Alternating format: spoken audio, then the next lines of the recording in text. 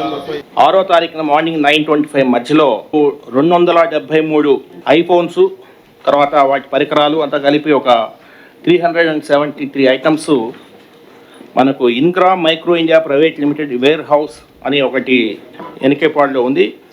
దాన్నే గద్దె Durgaprasada Rao wear house అని కూడా అంటారు. ఆ వేర్ హౌస్లో పైన రేకులు ఉంటాయి. ఆ రేకులను కోసి లోపలికి ఒక గ్యాంగ్ లోపలికి ఎంటర్ అయ్యి ఈ సెల్ ఫోన్స్ దొంగతనం చేయడం జరిగింది. మనకు 6వ తారీఖున సాయంత్రం 4 గంటలకి మనకు దీని గురించి రిపోర్ట్ రావడం జరిగింది.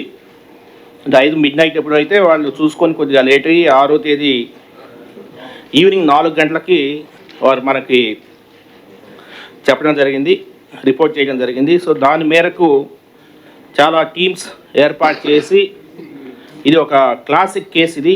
ఎందుకంటే పోలీస్ శాఖలో సమన్వయం ఉంటే ఎలాగా రిజల్ట్స్ వస్తాయి, అదేవిధంగా టెక్నాలజీ ఉపయోగిస్తే ఎలాంటి రిజల్ట్స్ వస్తాయి అనేది ఈ కేసులో చాలా విస్పష్టంగా కనిపిస్తుంది. ముఖ్యంగా 6వ తారీఖున 4 గంటలకి మనకు అఫెన్స్ అయితే 7వ తారీఖున దాదాపు 12-1 గంట మధ్యలో ముద్దాయిల్ని ససారం అనే ప్లేస్లో మనము ముద్దాయిల్ని బీహార్ పోలీస్ వారి హెల్ప్ తీసుకొని మనము డెహ్రీ జిల్లా ఎస్పీ గారు రోషన్ కుమార్ గారు, అదేవిధంగా శివసాగర్ పోలీస్ స్టేషన్ అధికారి నితీష్ కుమార్ సింగ్ వీరి హెల్ప్ తీసుకొని వేసి ఈ ముద్దాయిలను 6 మందిని కూడా రెడ్ హ్యాండెడ్గా పట్టుకోవడం జరిగింది.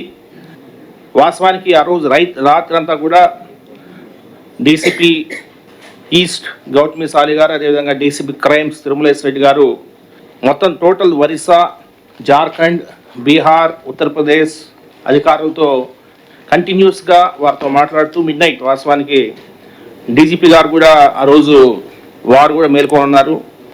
సో కేస్ ప్రోగ్రెస్ నిమిషానికి కేస్ ప్రోగ్రెస్ని మనము తెలియజేస్తూ, కేస్ స్టేటస్ని తెలియజేస్తూ ఆ రోజు ఒక బ్రహ్మాండంగా పోలీస్ శాఖ పనిచేయడం జరిగింది. ఒరిస్సాలో మనము టెక్నాలజీ చాలా ఉపయోగించాము. ముఖ్యంగా సీసీ కెమెరాలు కావచ్చు, లేదంటే కాల్ డీటెయిల్స్ కావచ్చు, లేదంటే టోల్ గేట్ డేటా కావచ్చు, లేదంటే కొన్ని డేటాబేసెస్కి పోలీస్ శాఖ యాక్సెస్ ఉంది, ఆ డేటాబేసెస్ కావచ్చు.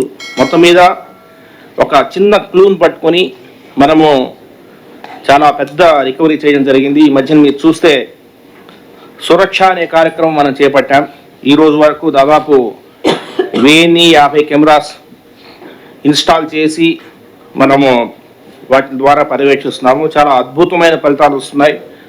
ఎందుకంటే సీసీ కెమెరా డెన్సిటీ అనేది చాలా ఇంపార్టెంట్. విజయవాడ సిటీకి సీసీ కెమెరా డెన్సిటీ పెంచే ధ్యేయంగా పోలీస్ శాఖ ముందుకు పోతా ఉంది.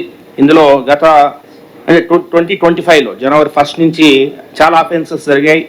ప్రతి అఫెన్స్ కూడా డిటెక్ట్ అవుతా ఉంది. అది చాలా సంతోషం. ఇది ఒకటే కాదు, వాస్తవానికి ఈ మధ్యన ఒక కేసులో బస్సులో నుంచి ఒక బ్యాగ్ కొట్టేసి అందులో దాదాపు 26-27 lakhs వర్త్ గోల్డ్ పోతే ఇమీడియట్గా 24 hours మనం పట్టుకోవడం జరిగింది. చైన్ స్నాచర్స్ పట్టుకున్నాము. ఈ మధ్యన మన దీంట్లో మన గవర్నమెంట్ హాస్పిటల్ నుంచి ఒక చిన్న బిడ్డను కిడ్నాప్ చేసిన సందర్భంలో దాంట్లో కూడా మనము ఇమీడియట్గా వితిన్ 5-6 hours పోలీస్ శాఖ దాన్ని కనిపెట్టడం జరిగింది. సో ప్రతి అఫెన్స్ని నిశ్చితంగా పరిశీలిస్తున్నాము. ప్రతి అఫెన్స్ ఈ మధ్యన దొంగతనాలు ముఖ్యంగా కృష్ణాంగ పోలీస్ స్టేషన్ పరిధిలో ఆర్టీసీ బస్ స్టాండ్ ఏదైతే ఉందో ఆర్టీసీ బస్ స్టాండ్ చుట్టూరా దాదాపు ఒక 50-60 కెమెరాలు పెట్టడం జరిగింది. రైల్వే స్టేషన్లో పెడుతున్నాము. ఈరోజు కొన్ని రైల్వే స్టేషన్లో యశ్వంతపురం పోలీస్ స్టేషన్ పరిధిలో ఇంకొన్ని ఈరోజు సీసీ కెమెరాలు పెట్టబోతున్నాము. వెస్ట్ రైల్వే స్టేషన్లో కూడా పెట్టగలుగుతున్నాం. ఎందుకంటే ఒక నేరస్తులకి ఒక భయం కలగాలి అనేది పోలీస్ శాఖ ధ్యేయం. ఈ సురక్ష పవర్ ఏదో చూపించాలి. సురక్షా కమిటీస్ ద్వారా మనము అద్భుతమైన ఫలితాలు సాధించాలి. డిటెక్షన్ అనేది గట్టిగా పెంచితేనే ప్రివెన్షన్ జరుగుతుందన్న ఉద్దేశంతో భారీ ఎత్తున ఈ కార్యక్రమాన్ని చేపడుతున్నాము. ముఖ్యంగా గ్రామానికి కూడా ఈ సీసీ కెమెరాలు విస్తరించాలనే ఆలోచనలో త్వరలోనే జగైపేట కాన్స్టిట్యున్సీలో సీసీ కెమెరా లేని గ్రామం లేకుండా చర్యలు చేపడుతున్నాము. ప్రతి గ్రామంలో కూడా ఒక కనీసం 4 సీసీ కెమెరాలు ఉన్న ధ్యేయంతో ముందుకు పోతున్నాము. చాలా అద్భుతంగా మనకు ఫలితాలు వస్తున్నాయి. అదేవిధంగా అపార్ట్మెంట్స్, విజయవాడ సిటీ కమిషనరేట్ పరిధిలో దాదాపు 3000 అపార్ట్మెంట్స్ ఉన్నాయి. ప్రతి అపార్ట్మెంట్ కూడా బయటకు కెమెరా పెట్టాలా, బయటకు కనీసం 3 కెమెరాలు బయట, అంటే లోపల కారిడార్స్లో వాళ్ళ ప్రైవేట్ స్పేసెస్లో పెట్టుకోవడం కాకుండా బయటకు పెడితే పరోపకారం. ఎందుకంటే నేను నా కెమెరా బయటకు పెడితే అది వేరే పక్కన ఉన్న అపార్ట్మెంట్ కావచ్చు, నేబర్హుడ్లో ఉన్న మన వ్యక్తికి ఇది ఉపయోగపడుతుంది. ఎందుకంటే కొన్ని వేల కెమెరాలు మన దగ్గర ఉంటే ముద్దాయి ఆ కెమెరాని మాస్క్ చేయడమో లేదంటే వైర్స్ కట్ చేయడం చేసినా కూడా పక్కా అపార్ట్మెంట్ దొరికిపోతాడు. వాస్తవానికి ఈ కేసు కూడా అదే అయింది. ఇక్కడ నేరస్తుడు కెమెరాకి ఒక మాస్క్ పెట్టేసి అదేవిధంగా కట్ చేసి లోపలికి ఎంటర్ అవుతాడు. అయినా కూడా పక్క కెమెరాల్లో వీడు ఎర్టిగా కార్ వేసుకొని వస్తాడు. సో ఎర్టిగా కార్లో దానికి సంబంధించిన నెంబర్ అనేది నైట్ అయినా సరే మనకు ఒక ఏఎన్పిఆర్ కెమెరా ఉండము, ఆ ANPR automatic number plate recognition camera ఉండము. సో దాని ద్వారా మనకు క్లూ రావడం జరుగుతుంది. సో దీన్ని కూడా భారీ ఎత్తున 3000 అపార్ట్మెంట్స్లో దాదాపు 9000 కెమెరాలు, అంటే ఎన్టీఆర్ పోలీస్ కమిషనరేట్లో ఒక 10,000 కెమెరాలు నెక్స్ట్ జూన్ లోపల 10,000 కెమెరాలు పెట్టాలనే ఆలోచనతో మేము ముందుకు పోతున్నాము. త్వరలోనే ఇంకా మంచి ఫలితాలు వస్తాయి. ఈ కేసుకి సంబంధించి వాస్తవానికి ఈ A1, A2, A3 మీకు ఆల్రెడీ ప్రెస్ నోట్ ఇచ్చుంటారు.